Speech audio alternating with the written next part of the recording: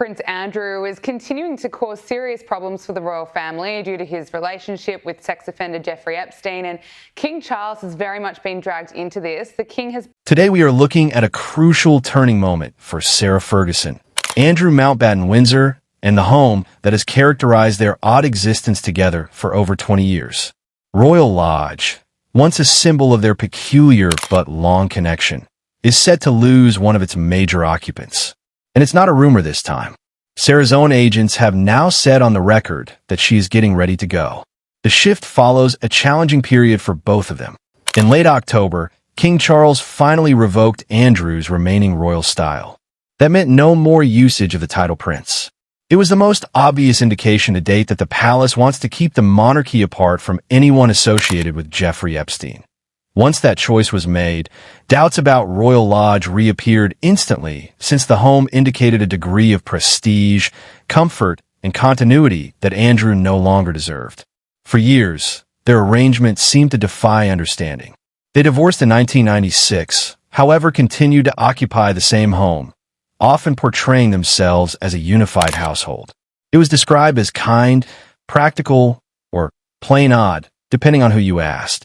You two have always been remarkable to me because you did get divorced, yet you continue to live together. Separate wings of the house, but... Yeah, lucky it's quite a big house. It's a big house, yes, I've been there. It's a big house. And I just read, and I hope it's true, you bought a Swiss chalet? Regardless of the interpretation, it worked for them because it provided the image that Sarah was choosing to remain by Andrew's side no matter how harsh the public pressure became. Finally, that arrangement is ending. A spokeswoman for Sarah revealed to People magazine that she is, and this is the actual statement, examining a variety of choices now, and no final decision has been made about where she will reside next. They also used the chance to properly shut down two myths that have been circulating.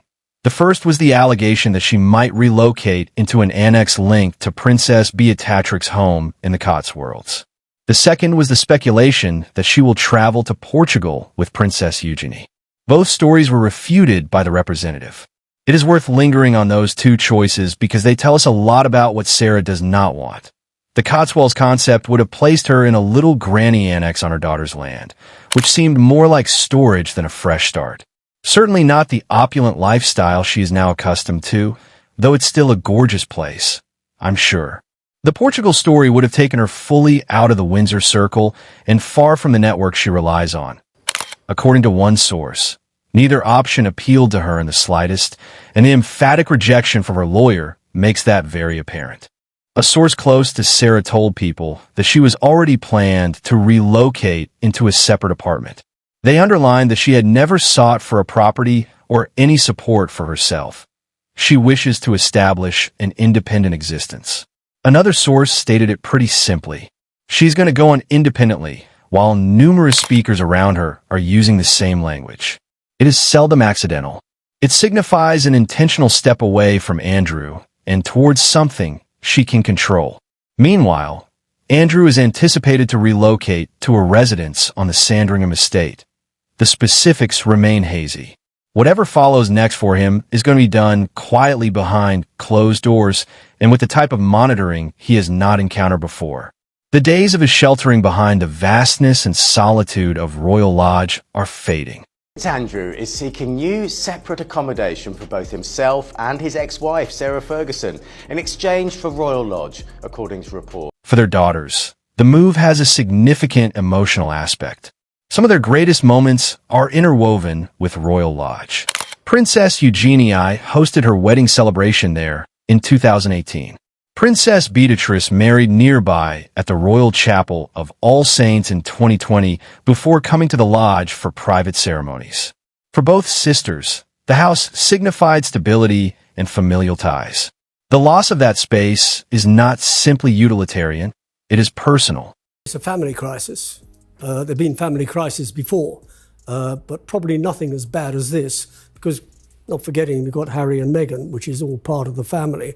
But it is a family crisis, and it's one of those that only the family can solve. All of this is happening because the pressure around Andrew's background has escalated again.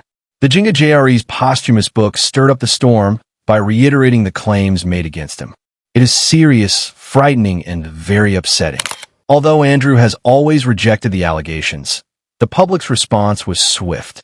Once again, he faced headlines tying him to Epstein, and additional emails were uncovered suggesting he had lied in his television appearance. So, the palace was compelled to evaluate its position, and once again, Andrew retired from view. Leaks emails have also thrust Fergie back into the limelight.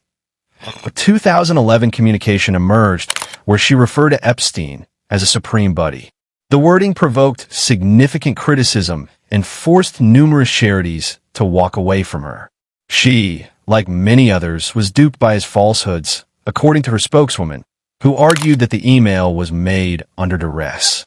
Even still, the letter provoked additional criticism at a time when she is seeking to rehabilitate her public image. The Duchess of York has been removed as a patron of a children's hospice following her email correspondence with the convicted paedophile Jeffrey Epstein.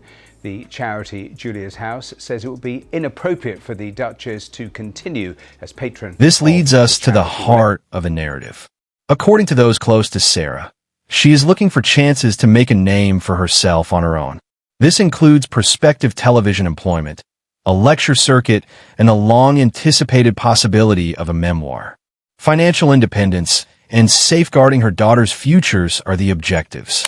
In plain terms, she cannot afford to remain attached to Andrew's condition any longer, and she's urgently attempting to detach herself.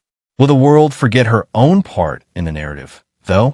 That's why the spokesperson's comment is so important. It signals a striking change from the rhetoric we have heard for years. Practically speaking, the loyalty she showed throughout Andrew's dilemma seems to have vanished. Or at least that's what she wants us to believe. She is no longer portraying their shared existence as an unbreakable agreement. Rather, she is getting ready to leave the house that has defined that arrangement, possibly permanently. Her next chapter is not yet entirely written. The address is not confirmed. The path is clear, but the timing is not set in stone. Royal Lodge is starting a new chapter without her, and the alliance she once guarded so strongly is evolving into something far more different. This is the question for you, then. Do you believe Sarah is truly breaking away from Andrew after all these years? Or is this merely a transient action dictated by pressure from outside? Please share your opinions in the comments section. I read every single one.